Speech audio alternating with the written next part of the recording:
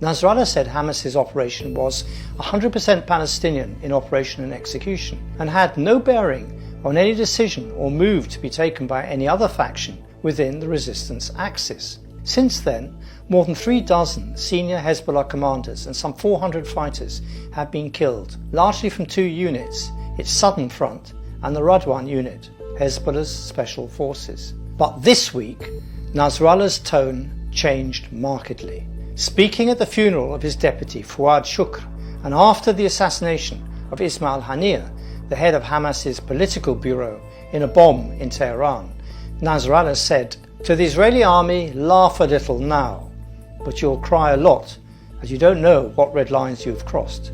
Israel," he said, "will not know where Iran's attack will come from. We've moved beyond just a support front. This is an open battle on all fronts, a new phase." The new phase he's talking about is a war on 5 fronts, from the Houthis in the south, Hamas in the east, Hezbollah in the north, Iran and Jordan in the east. Nasrallah is not bluffing, and America knows it. Joe Biden has lost control of Netanyahu and has even less control over preventing or mitigating a regional war. But certain things must be clear even to him. If Netanyahu had any intention of signing a ceasefire deal, he would not have killed Hamas's chief negotiator, nor would he have vowed to keep the Israeli forces in Rafah and the Philadelphia corridor. I don't buy the notion that Netanyahu is in the grip of the Messianic right. Long before Itamar Ben-Gvir surfaced as a political force, Netanyahu made the crushing of the Palestinian national cause his life's work. Today he might think he's on the cusp of his ultimate political achievement as Israel's longest serving prime minister by dragging the US into a war with Iran.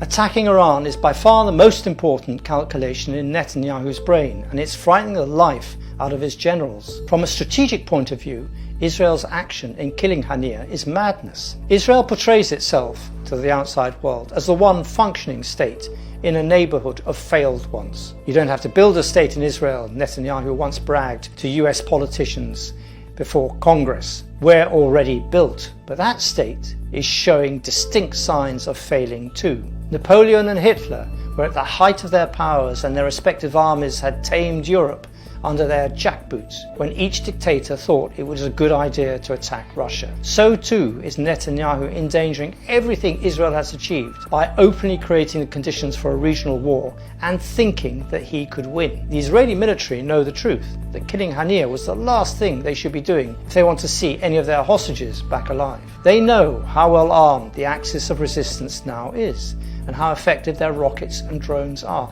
They can feel the vulnerability of Israel's population and economy to a war on 5 fronts simultaneously. Netanyahu is making the classic mistake of overreach in the messianic belief that Jews really are God's chosen people, that the Bible ordained all of this, and that Israel can achieve its goal of complete military victory now. It's precisely at this moment that it is at its most vulnerable and that the whole project could collapse.